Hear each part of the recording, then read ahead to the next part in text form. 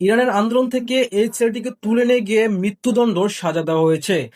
তাকে বাবা মার সাথে দেখা করার মাত্র 10 মিনিট সময় দেওয়া হয় এবং তার বাবা মাকে বলে আসা হয় এটি তাদের শেষ দেখা। আর তার দোষ হিসেবে দেখানো হয়েছে তিনি সৃষ্টিকর্তার বিরুদ্ধে যুদ্ধ করেছেন।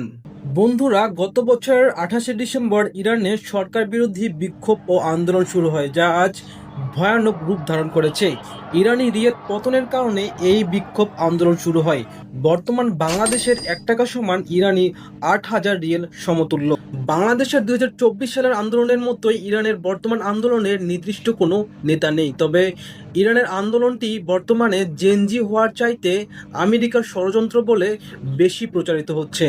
ইরানের বিচার বিভাগের প্রধান গোলাম হোসেন এই ঘোষণা দিয়েছেন যে আন্দোলনে অংশগ্রহণকারীদেরকে কঠোর হাতে দমন করা হবে, গ্রেপ্তারকৃতদেরকে মৃত্যুদণ্ড দেওয়া হবে। এখন পর্যন্ত এই আন্দোলন থেকে 10,000-এরও বেশি মানুষকে তুলে নিয়ে যাওয়া হয়েছে। এখন দেখার বিষয় যে ইরানের মানুষরা আসলে কি পারবে এই বিক্ষোভকে সফল করতে।